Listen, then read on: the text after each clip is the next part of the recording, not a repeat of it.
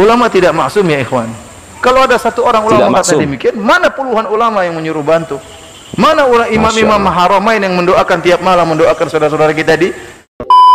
Nah, di sini teman-teman, ada dua fraksi yang terbesar. Perjuangan mereka sama untuk kemerdekaan, tapi cara mereka berbeda. Yang pertama ada fraksi jangan membantu perjuangan dari kelompok H. Paham kan sampai di sini?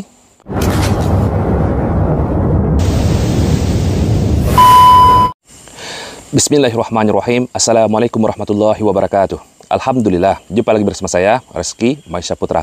Nah, sahabatku semua, di video kali ini saya ingin memberikan tanggapan kepada teman-teman semua bagaimana cara kita seharusnya bersikap terhadap negara P.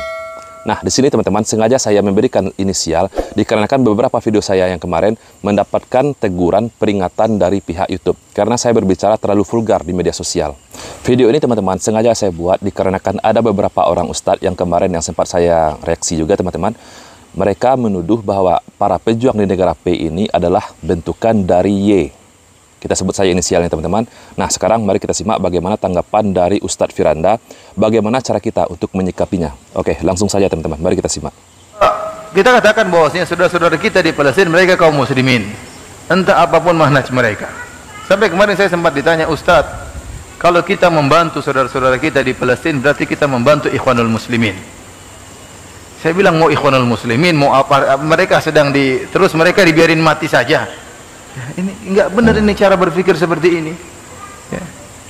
Mereka sedang dibantai, anak-anak sedang dibantai, orang sedang kelaparan, sedang mati, sedang kesakitan.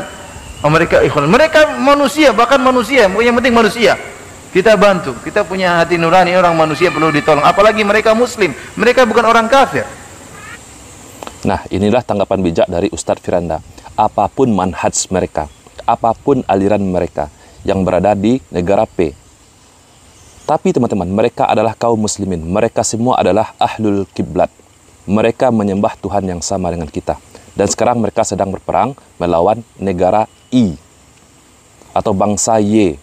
Nah, sikap kita sebagai umat Islam yang berada di Indonesia khususnya, kita harus membantu mereka. Oke, kita lanjutkan lagi. Saya pernah kejadian waktu gempa di Yogyakarta. Saya lihat daftar orang-orang ahlus sunnah yang hendak dibantu. Saya lihat ternyata cuma 6 orang yang hendak dibantu. Yang lainnya nggak usah dibantu. Ini gimana cara berpikir? Ngumpulin duit cuma 6 orang aja karena yang lain ahlul bidah. Ini gimana? Mereka mengatakan, sebenarnya mengatakan, alhamdulillah lihat itu Pondok Jamilur Rahman. Ya, itu karena maksiat akhirnya apa? Ada sebagian rumah-rumah yang hancur. Jadi apa begitu hubungannya dengan namanya musibah mengenai siapa saja? Bahkan justru keajaiban di antara sebagian ikhwan-ikhwan, rumahnya hancur, dia di dalam ternyata ada kayu yang menahan begini.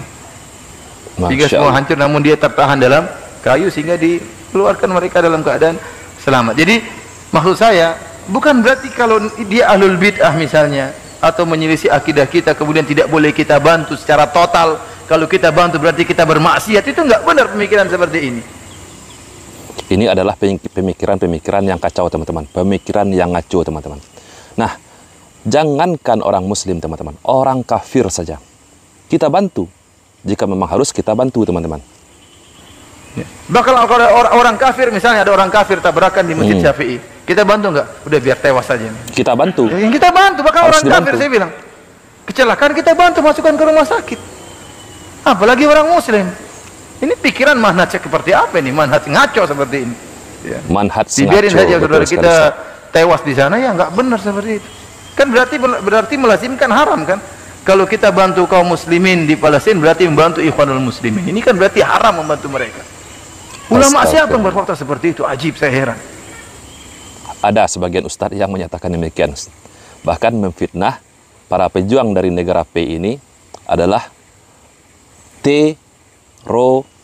ya, teman-teman bisa saja melanjutkan perkataan dari saya ini. Bahkan yang lebih parahnya lagi, dikatakan para pejuang di negara P ini dituduh bentukan dari IS. Astagfirullah. Ulama siapa seperti itu? Ulama tidak maksum ya ikhwan. Kalau ada satu orang ulama kata demikian, mana puluhan ulama yang menyuruh bantu? Mana imam-imam haramain yang mendoakan tiap malam, mendoakan saudara-saudara kita di Palestina?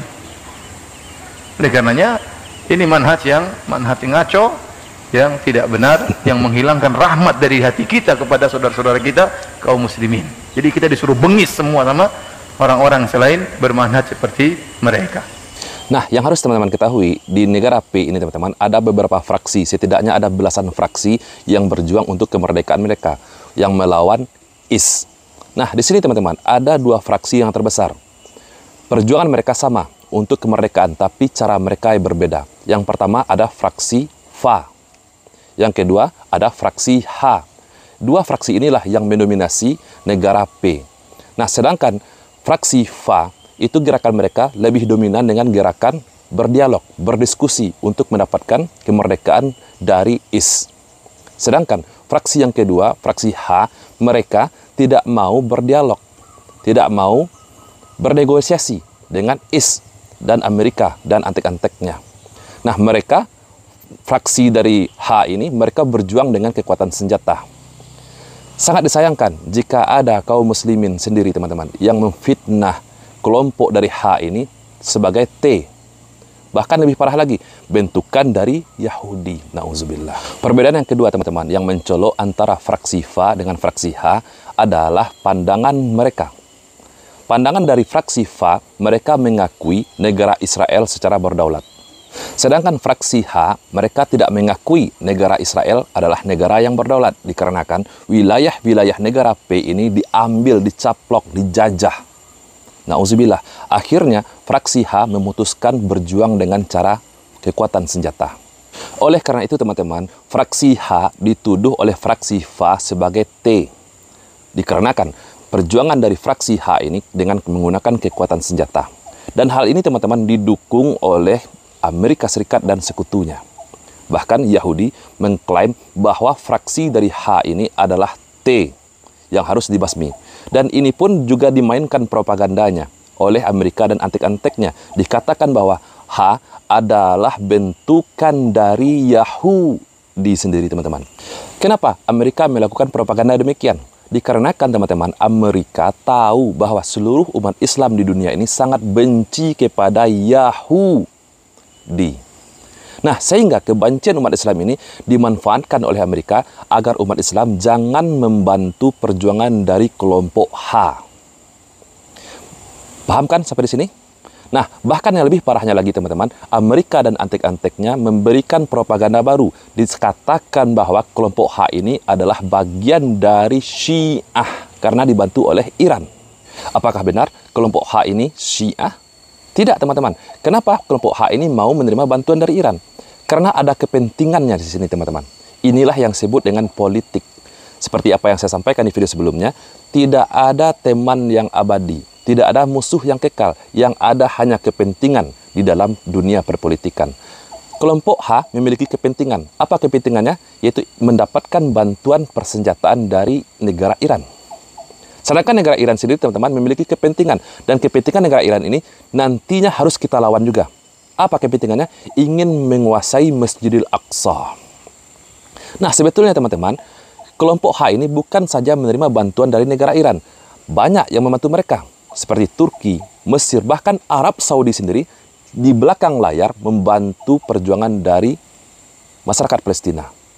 Nah, apapun politik di belakang itu teman-teman, kita tidak perlu bahas terlalu panjang lebar, karena akan menghabiskan waktu kita. Tapi apa yang harus kita lakukan terhadap negara P? Seperti apa yang disampaikan oleh Ustadz Firanda tadi, kita bantu mereka. Dengan apa? Dengan dari sisi manusianya. Kita bantu dari sisi kemanusiaan. Kita bantu, kita salurkan dana, donasi. Bahkan yang lebih utama, kita doakan untuk seluruh masyarakat Palestina demi mencapai kemerdekaan yang mereka dambakan. Semoga video ini teman-teman bermanfaat untuk kita semua. Saya Reski Mesa Putra. Mohon maaf jika ada kesalahan saya. Barakallahu fikum. Assalamualaikum warahmatullahi wabarakatuh.